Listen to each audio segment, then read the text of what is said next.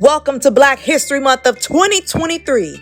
This year we're paying homage to great actors and activists such as Mrs.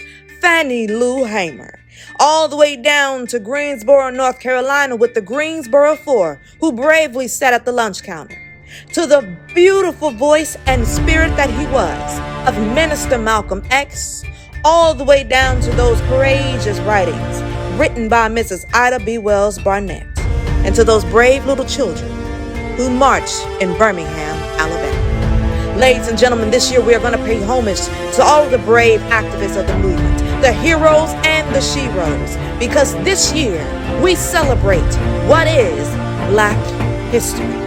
Ladies and gentlemen, come with me on a journey as we celebrate all month long. Stay tuned, ladies and gentlemen, for this video. The Freedom Riders.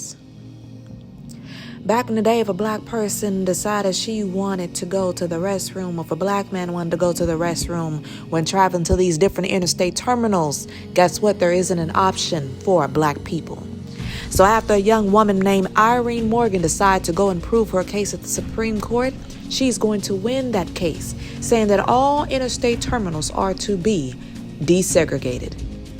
In fact, after this happens, an organization that was formed and created by a man named James Farmer, he's going to go on to say, you know what, let's embark on a freedom ride. And so what ends up happening in 1961, 13 freedom riders are going to attempt to leave Washington, D.C. and make their way down to New Orleans, Louisiana. Ladies and gentlemen, unfortunately, once this bus makes it into Anniston, Alabama, this bus is going to be firebombed. Now, there are no fatalities on this bus, but the second bus makes its way into Birmingham, Alabama. And in Birmingham, Alabama, Public Safety Commissioner Eugene Bull Connor is waiting for them. Now, a young man by the name of Jim's Word, he's going to volunteer to get off first, saying, you know what? I want to give everybody else behind me a chance to get away. Such bravery, y'all. The late Congressman John Lewis was present, and he also took some heavy blows as well. But ladies and gentlemen, this is where the Kennedys are going to get involved. And when the Kennedys get involved, what they're going to do, they are going to make a deal with Governor Ross Barnett. See, after a young woman that we, of course, know as Miss Diane Nash decided that what she was going to do is pick up the Freedom Ride, saying we can let violence win a non-violent fight, that's when we're going to see literally Governor Ross Barnett and President Kennedy have a conversation. And President Kennedy says that I will not interfere with you arresting them if you bring no harm to the Freedom Riders. Ladies and gentlemen, unfortunately, these Freedom Riders are going to be placed in one of the most notorious prisons at this time, known as Parchman Prison. The whole theme of that prison was to break their spirits but not their bones.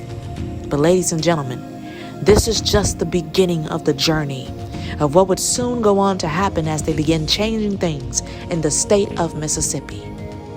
And with all the brutality that they face, even the creator of CORE making the comment and saying this: courage, after all, is not being unafraid, but doing what needs to be done in spite of fear. James Farmer.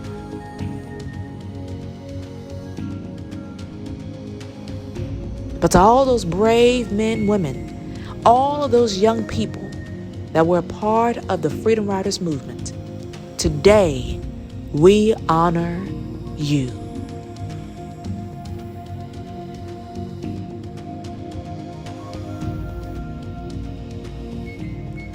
Hey everybody, it's your girl Kyra here, and I am trying to put together my film called Let Us Say Grace. If you would like to show your support, please just donate to the GoFundMe link down there in the subscription box. I hope you all continue to watch this Black History Month. You all remember what I always say, remember to stay up and to stay blessed. Thank you for all your support.